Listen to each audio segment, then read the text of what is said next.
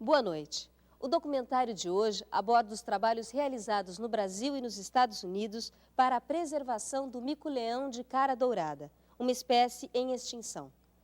Pequenos Leões da Mata Atlântica, de 93, é uma produção da série Cultura Geral, com direção de Carlos Alberto Vicalvi e reportagem de Márcia Cunha.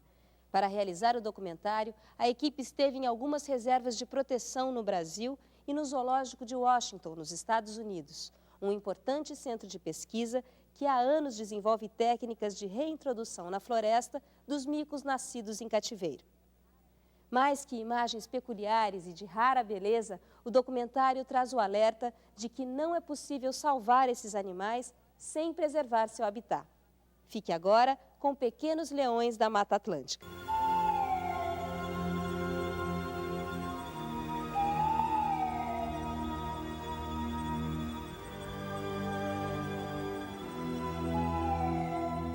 É impossível dizer quantas espécies de plantas e animais desapareceram das florestas brasileiras sem que fossem conhecidas ou estudadas. É impossível saber quantas espécies resistiram à devastação e continuam ignoradas pela ciência.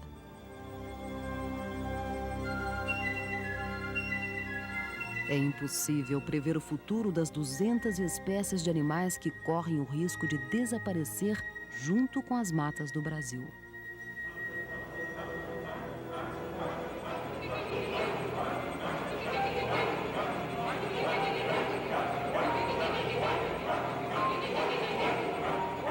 De todos os animais ameaçados de extinção, o mico-leão dourado é o que mais chamou a atenção internacional. Hoje, ele é o símbolo da conservação do meio ambiente do Brasil e um aliado na preservação da Mata Atlântica, um dos mais ricos ecossistemas do mundo.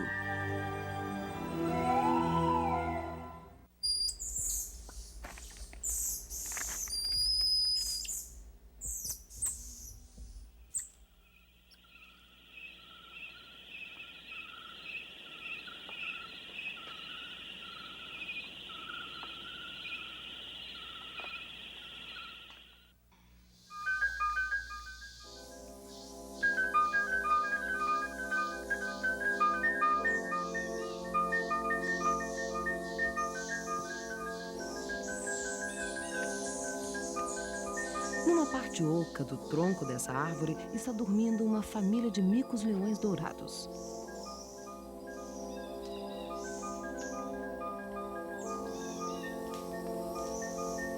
Eles acordam com as primeiras luzes na floresta.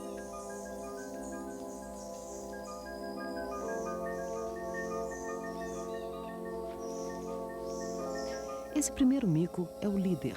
Cauteloso, ele se certifica de que está tudo bem.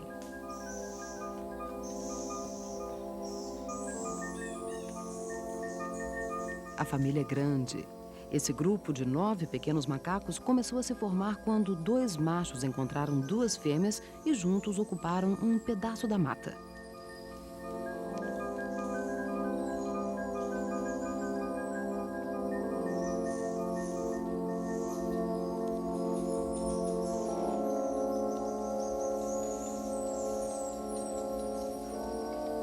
Os 2 casais de micos conseguiram há alguns anos o que hoje seria difícil.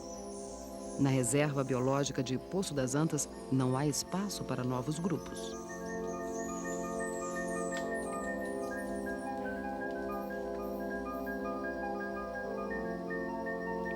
Aqui vivem 300 micos, mais da metade do que resta da espécie na natureza. Há mais de 20 anos, quando foi estudado pela primeira vez, o mico-leão dourado entrou para a lista dos animais ameaçados de extinção. Não saiu nunca mais.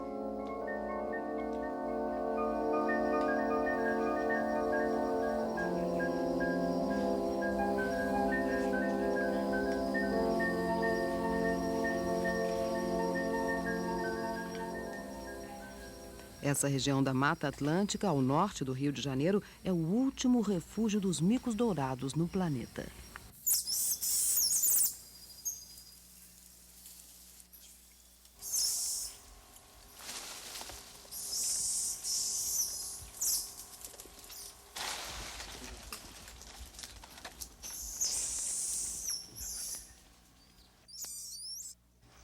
O primeiro pesquisador a estudar micos-leões na natureza foi o professor Adelmar Coimbra Filho. Sem receber nada pelo trabalho pioneiro que fazia, ele vinha até aqui de trem. Descia nessa estação e seguia mata dentro sozinho, algumas vezes com um ajudante. Seu equipamento de pesquisa era lápis e papel, e o de sobrevivência, remédio para a malária, sanduíche e uma espingarda. O Dr. Coimbra vasculhou toda a Baixada Fluminense à procura daquele animal de brilho alaranjado que ele só tinha visto preso. Há quase 30 anos, o professor Coimbra já sabia que o mico corria risco de desaparecer da face da terra e já tinha identificado os principais inimigos do mico-leão dourado. Em primeiro lugar, a destruição da floresta. Em segundo, o tráfico de animais. Os comerciantes lá no Rio não conheciam que os animais viviam em grupos familiares e que tinham uma certa belicosidade uns com os outros, né? Eles botavam tudo dentro de um caixote, 20, 30 dentro de um caixote. Resultado, em uma semana, antes de serem vendidos, a metade estava morta. Hoje, o mico-leão é protegido por lei. A caça não desapareceu, mas diminuiu. O Dr. Coimbra se tornou um primatólogo respeitado em todo o mundo, apelidado de avô dos micos e pai da primatologia no Brasil. O senhor acha que o mico-leão é do Brasil? Claro que é do Brasil dos brasileiros, mas ele pertence à humanidade. Quer dizer, nós temos a obrigação de zelar pela sua preservação. Mas foi de Washington, capital americana, que partiu a iniciativa para a preservação desses pequenos macacos que só existem em estado selvagem no Brasil. Washington fica no nordeste dos Estados Unidos, onde o frio é intenso na maior parte do ano e onde só existem macacos nos zoológicos.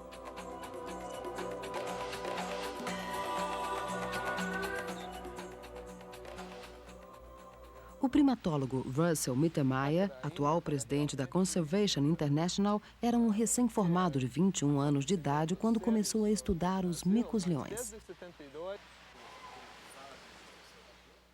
Nessa casa tivemos faz 21 anos um evento histórico, que foi o primeiro encontro sobre a conservação do mico-leão dourado. E nessa época tinha só uns 12, 15 pessoas presentes, mas foi realmente a ponto de partida de todos os esforços sérios da conservação dessa espécie tão importante para o Brasil e para o mundo em geral.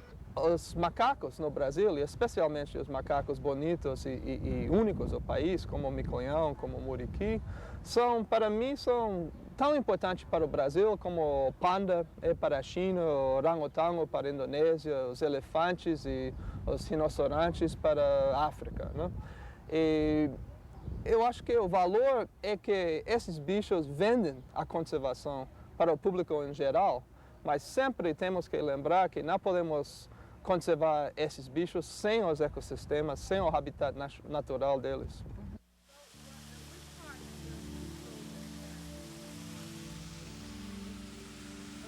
A doutora Debra Kleiman ainda não era diretora de pesquisas do Zoológico de Washington quando participou da reunião de 72. Como especialista em comportamento, ela aceitou a missão de organizar pesquisas para tentar salvar o mico-leão dourado. Restavam menos de 100 animais na natureza. As populações dos zoológicos estavam diminuindo e os cientistas não sabiam como fazer a reprodução em cativeiro. Foi um ano de desafios para Debra. Além do mico-leão, ela também foi encarregada do Projeto Panda.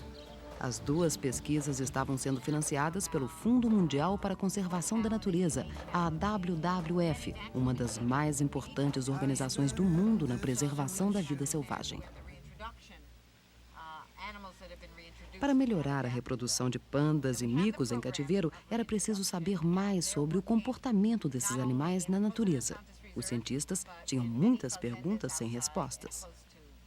So the research was designed to find ways to improve the breeding success of the animals. And it included answering questions like what's the social system, what's the mating system, how do they rear their young, do the young need to stay with the parents for a long time, or can you just remove them very quickly? There also were questions about nutrition and medical care and disease and so forth. Cada descoberta do grupo de Washington era comunicada aos zoológicos do mundo todo e a população de micos-leões começou a crescer.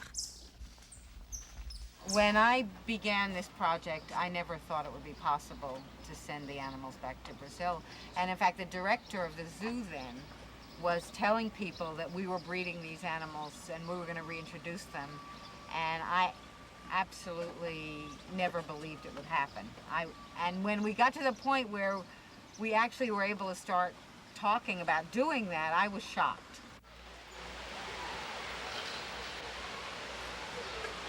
O que foi um choque, hoje é rotina. Olivia é americana, tem 3 anos de idade. Bagel tem 5 e é alemão. Os dois nasceram em cativeiro e foram soltos há uma semana nessa mata do zoo. Estão aprendendo a sobreviver em liberdade. Daqui a alguns meses, eles vão para o Brasil morar em algum pedaço da floresta atlântica. Novatos na mata, Olivia e Bagel não saem de perto da caixa que era para servir de abrigo, mas continua sendo cativeiro. Comida e água têm que ser levadas bem perto.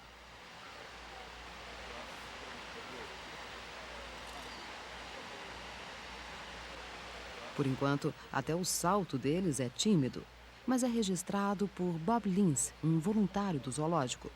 Além de anotar tudo que os micos fazem, Bob explica para os visitantes quem é o mico-leão e como funciona o projeto de reintrodução.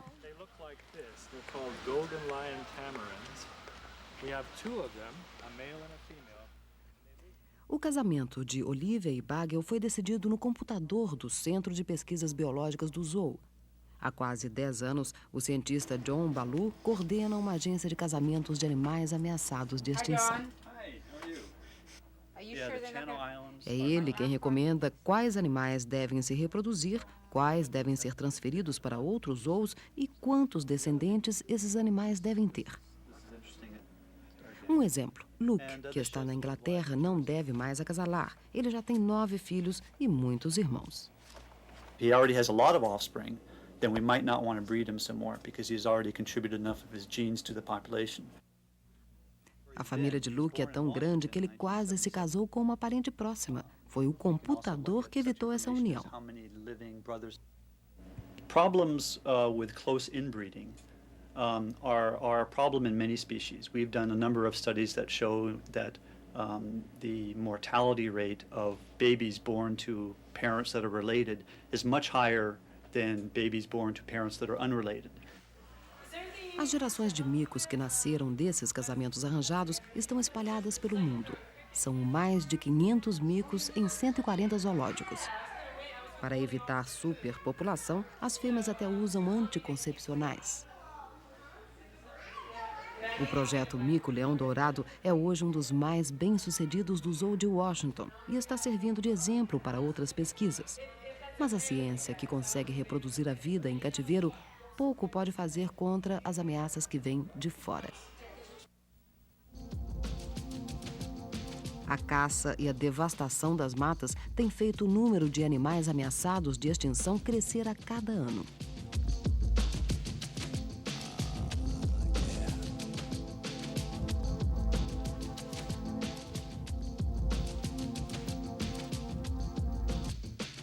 As florestas americanas, onde o lobo vermelho costumava viver, foram destruídas.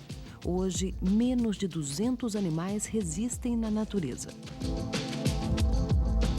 O cervo Pearl David e o cavalo Przewalski, usado por Gengis Khan em suas históricas batalhas, só podem ser vistos nos zoológicos.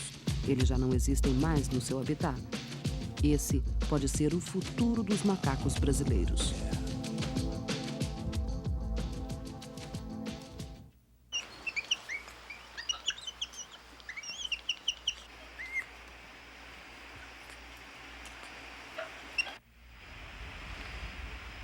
Das 220 espécies de macacos existentes no mundo, 70 vivem no Brasil, a maioria ameaçada de extinção.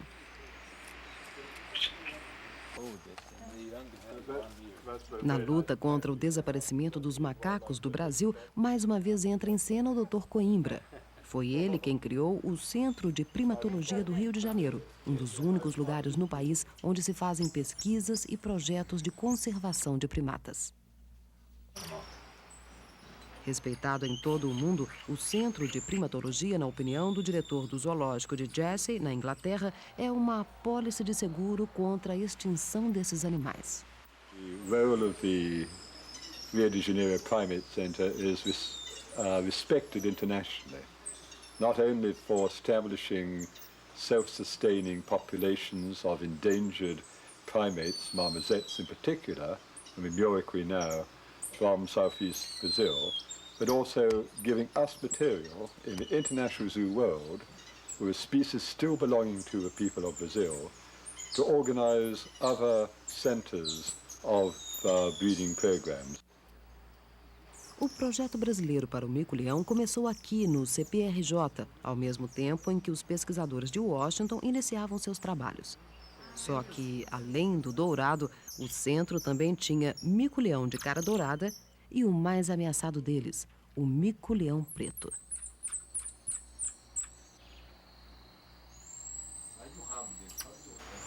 Sem recursos para desenvolver aqui o que se fazia em Washington, o CPRJ acabou apenas colaborando com o projeto americano.